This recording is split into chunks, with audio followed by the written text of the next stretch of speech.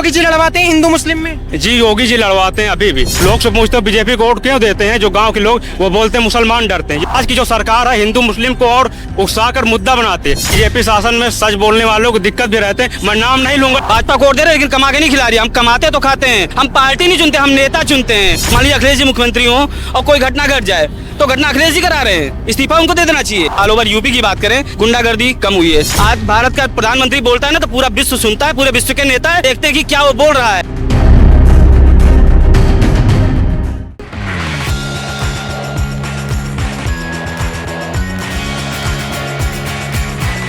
नमस्कार, मैं आकाश कुमार, स्वागत है आपका हमारे चैनल पर। जिस तरीके से आपने देखा कि हम राम मंदिर की जो हुई चोरी में लोगों से बात कर रहे हैं, साथ में हम उत्तर प्रदेश की हर चीज़ों पर बात करेंगे, चाहे वो अस्पताल हो, चाहे वो शिक्षा व्यवस्था हो, चाहे फिर वो राम मंदिर जो राम को लाए हम उनको लाएंगे का जो स्टेटमेंट था, ये कितना सही था कितना गलत। आइए बात करते हैं सीधा।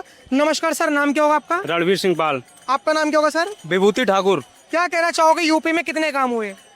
यूपी में सरकार आती है तो हर सरकार अपने हिसाब से कुछ काम अच्छे काम करती है, कुछ बुरे काम करती है।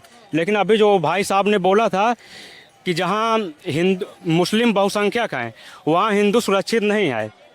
हमारी रिश्तेदार एक लोग जहाँ मुस्लिम की बहुत सारी आबादी वहाँ रहते हैं, तो वहाँ हम देखा सब में प्रेम और भाईचारा है। और रही बात, हम ये पूछना चाहते हैं, अगर मानते हैं हम कि जहाँ मुस्लिम बहुसंख्यक है वहाँ हिंदू सुरक्षित नहीं है। जब अपना देश आज़ाद नहीं हुआ था, महारानी लक्ष्मीबाई थी, उस समय भी भारत में हिंदू और मुसलमान थे। जब अपना देश आज़ाद हुआ था भाई जी, तो उस समय भारत में हिंदू और मुसलमान थे।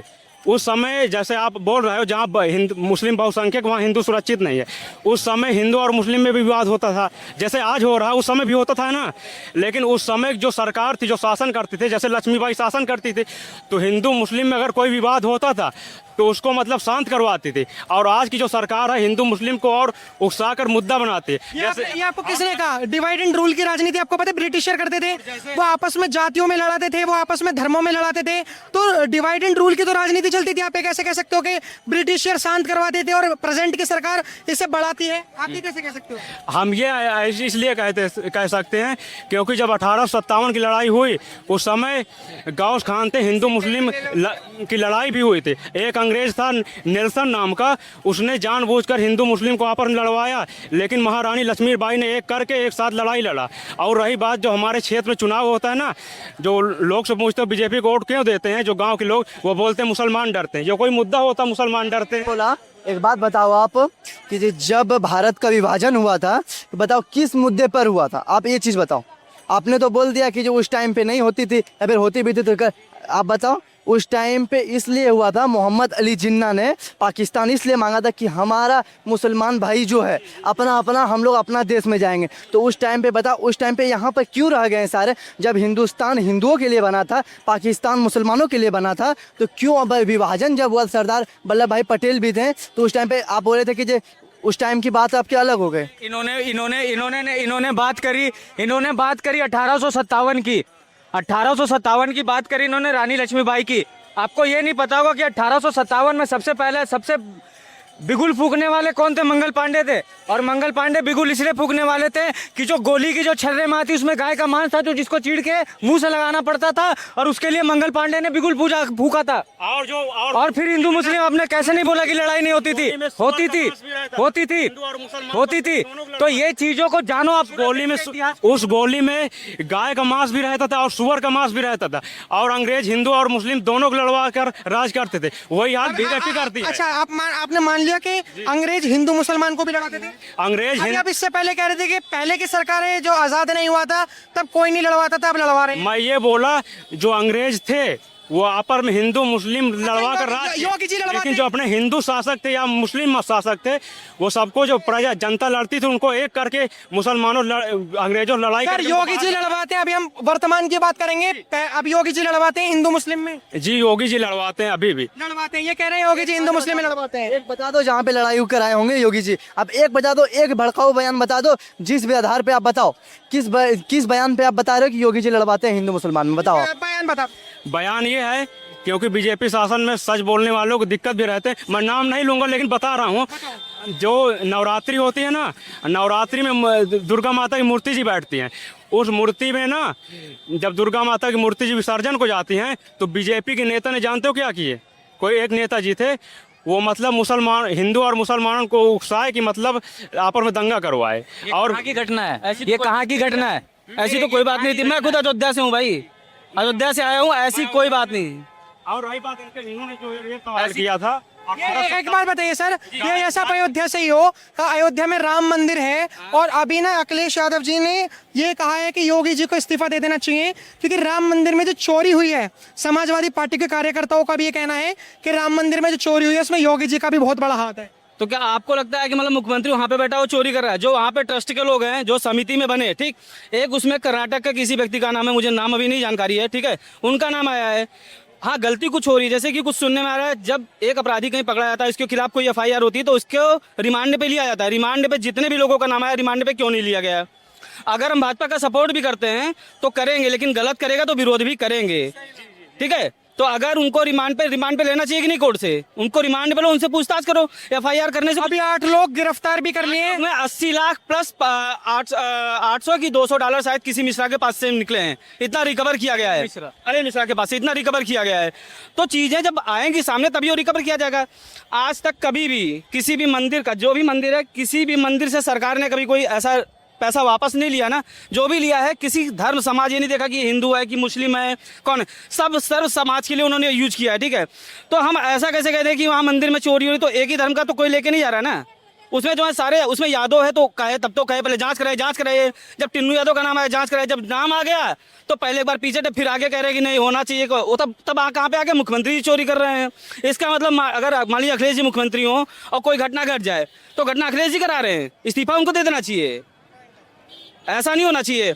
अगर मैं मान लीजिए मैं एक पिता हूँ, मेरा एक लड़का 18-20 साल का है, वो रेप करके आ रहा तो मैं रेप कर रहा हूँ, उसको पकड़ो ना। उसने गलती की तो उसको मारो। जो अपराधी है राम मंदिर के, चाहे ट्रस्ट के हो, चाहे अनिल मिश्रा जी हो, चाहे वहाँ के टिन्नू यादव हो, चाहे चंपत राय जी हो। सुनने में आया कि 2 लोग शायद इस्तीफा दिए, चंपत राय और अनिल मिश्रा शायद इस्तीफा दे दिए ना। तो उनकी भी जाँच करिए ना। जो एक सुभाष श्रीवास्तव जी बैंक वाले जो पकड़े गए, उनके पास से 1 भी रुपया नहीं मिला। मैं भी श्रीवास्तव, लेकिन मैं विरोध कर रहा हूँ। श्रीवास्तव क्या करो, चंदा चोरी किए तो उनको पकड़ के मारो। पैसा कहाँ गए बैंक के तुम थे? तो मैं किसी का विरोध नहीं कर रहा हूँ, किसी भी पार्टी का सपोर्ट नहीं है, लेकिन सपोर्ट है जो मेरे देश को आगे लेके जाएगा, मैं उसका सपोर्ट हमेशा। अगले साल चुनाव है सर, और क्या है कि जैसे मान के चलिए 2024 के जब हम समीकरण को देखते हैं कि उत्तर प्रदेश में 80 लोकसभा सीटें हैं, 80 में से 36 या 38 लोकसभा की सीटें समाजवादी पार्टी लेकर आ गई। लाने की वजह 3-4 चीजें देखी गई थी। पहली चीज, उन्होंने कहा था समाजवादी पार्टी ने कि अगर भाजपा सरकार आती है तो संविधान खतरे में हो जाएगा, संविधान बदल जाएगा। अब उसी तरीके से डिम्पल यादव जी भी कह रही हैं कि अगर योगी जी जीत जाते हैं तो वो संविधान बदल देंगे। दूसरी चीज, हिंदू वोट बैंक को टारगेट करने के लिए, टारगेट इन द सेंस कि आप लोग अगर योगी जी के सपोर्टर हो तो आपके दिमाग में पहले देखा जाएगा कि आप योगी जी को सपोर्ट क्यों करते हो। आप लोग राम जी की वजह से करते हो, आप लोग गुंडागर्दी की वजह से करते हो कि कम हुई है। अगर आपके दिमाग में बैठा दिया गया एजेंडा एक है कि योगी जी हिंदू विरोधी हैं, राम विरोधी हैं, तो आप लोग 27 में वोट नहीं करोगे, फिर ऑटोमेटिक अखिलेश यादव जी की सरकार जीत जाएगी। आपका पहला क्वेश्चन था कि कोई बोला है कि योगी जी आएंगे तो संविधान बदल देंगे। डिम्पल यादव जी, जिसने भी बोला हो, इतना दिन से है, क्या कोई संविधान बदला है? ऐसा मोदी जी के लिए भी कहा गया। हम सीधी बात करते हैं, पार्टी नहीं चुनो कि भाजपा, मेरी भाजपा हमको कमा के नहीं खिला रही है। भाजपा को वोट दे रहे लेकिन कमा के नहीं खिला रही है। हम कमाते तो खाते हैं, हम पार्टी नहीं चुनते, हम नेता चुनते हैं। नेता इस समय मोदी हैं जो कि हमारे देश को आगे लेके जा रहा है। आप चाहे ओवरऑल पूरा विश्व में, पहले भारत का प्रधानमंत्री बोलता था तो शायद मुझे नहीं लगता कि किसी विदेश के किसी भी टीवी चैनल में वो हाईलाइट रहता था। आज भारत का प्रधानमंत्री बोलता है ना तो पूरा विश्व सुनता है, पूरे विश्व के नेता देखते हैं कि क्या वो बोल रहा है। और आप चाहे जिस भी देश में कोई भी, चाहे युद्ध हुआ हो, कुछ भी हुआ हो, आप देखिए मोदी जी को बुलाया गया कि अगर किसी भी तरीके से समझौता, गया तो था पाकिस्तान समझौता कराने, क्या हुआ? ईरान कौन सा था? मुस्लिम कंट्री थी ना, फट के हाथ में आ गई, काहे नहीं समझौता करा दिए? बाद में बुलाया गया, फिर जैसे भी हुआ कुल मिला के पाकिस्तान लेकिन नहीं करा पाया। मोदी जी ने जहां भी हाथ डाला, ऐसा नहीं कि समझौता नहीं हुआ है। इस सवाल पर फिर वापस आता हूं, क्या योगी जी के जो वोटर्स हैं, आप लोग उनको टारगेट करने के लिए टारगेट करके वोट नहीं देते हैं? सीधी सी बात है, भाजपा जब से आई है, अगर योगी की बात करें, अगर मतलब ऑल ओवर यूपी की बात करें तो गुंडागर्दी कम हुई है, ठीक। आप हमें नहीं लगता कि शायद इटावा सैफई तरफ आप निकल जाइए तो रात में या कुछ, हम लोग के अयोध्या में भी है, अगर कुछ एरिया ऐसे थे जहाँ पे अगर आप रात में निकल रहे हैं, जैसे पुल टाइप के होते थे गाँवों में, तो वहाँ पे घटनाएं घटती थी। आप बाइक से जा रहे हो, फ़ोन छीन लिया गया, पैसा छीन लिया गया, मार दिए, कुछ भी कर दिया, लेडीज लेके जा रहे, छेड़खानी हो रही है, जो कि चीज़ें आजकल बंद हुई हैं। तो हम कैसे मान लें कि जो गड़बड़ है योगी, हम कैसे मान लें? 500 साल से हमारे पता नहीं बाबा दादा सब लोग निपट गए, अब जाके मंदिर बनाया। हम ये नहीं करें योगी दिए, हम ये नहीं करें कि मोदी दिए हैं। बना मेरे लिए वो अच्छी बात है, किसने दिया किसने नहीं किया मुझे इससे मतलब नहीं है। हमारी चीज़ थी वो हमें मिला है, अब वहाँ से करके आए, यहाँ दर्शन करेंगे तो बारी। जय श्री कृष्णा, राधे राधे, जय श्री राम। जैसे अभी इन्होंने तो बोल दिया कि योगी जी को कोई हटा नहीं सकता। आपको लगता है कि इन लोगों की बातें सुनकर योगी जी हटेंगे? आपको लगता है कि जो इन्होंने बोला, और जो मेरा सवाल था कि योगी जी के जो वोटर्स, जैसे आप योगी के वोटर हो, आप यूपी के हो, कहाँ के हो? मैं यूपी से नहीं हूँ, मैं झारखंड से हूँ। झारखंड से। लेकिन फिर भी एक जो परसेप्शन जो क्रिएट हुआ है पूरे भारत देश में कि मोदी जी के बाद योगी जी को प्रधानमंत्री बनना चाहिए, क्या ये परसेप्शन खत्म हो पाएगा? ये अखिलेश यादव जी कर पाएंगे? देखिए, ये ऐसा कुछ नहीं ऐसा कुछ भी नहीं है, ठीक है। और अभी आने वाला फ्यूचर का प्रधानमंत्री का अभी हम देखेंगे, अभी हम उस पर तत्कालीन अभी 2027 की जो मुख्यमंत्री की सीट है वो आप देख लो। और इसमें मैंने आपसे थोड़ी देर पहले भी कहा था और अभी भी कह रहा हूँ कि आना योगी जी को ही है, ठीक है। और भाई जी हैं, बहुत सारे कहते हैं जो हिंदू मुस्लिम करते हैं। मुस्लिम कंट्री में सबसे बड़ी देश इंडोनेशिया है, ठीक है, और पावरफुल है। और राम बनने और लक्ष्मण बनने इंडोनेशिया से ही लोग आते हैं, तो कभी योगी जी इंडोनेशिया से नहीं बुलाते राम लक्ष्मण बुलाने के लिए। इतनी बड़ी झांकी आके इंडोनेशिया से ही करते हो। और सारे मुस्लिम कम्युनिटी के हैं, उनका भी बयान आपने सुन लिया होगा कि हाँ हम मानते हैं हमारा धर्म मुस्लिम है, लेकिन हमारे पूर्वज राम ही है। ये चीज को आप समझिए, इसलिए कोई धर्म की बात नहीं करते, सब एक ही है। फिलहाल हमने लोगों से बात करी। आपकी क्या राय कमेंट में जरूर बताइएगा। देखते रहे हमारा चैनल। धन्यवाद, जय हिंद।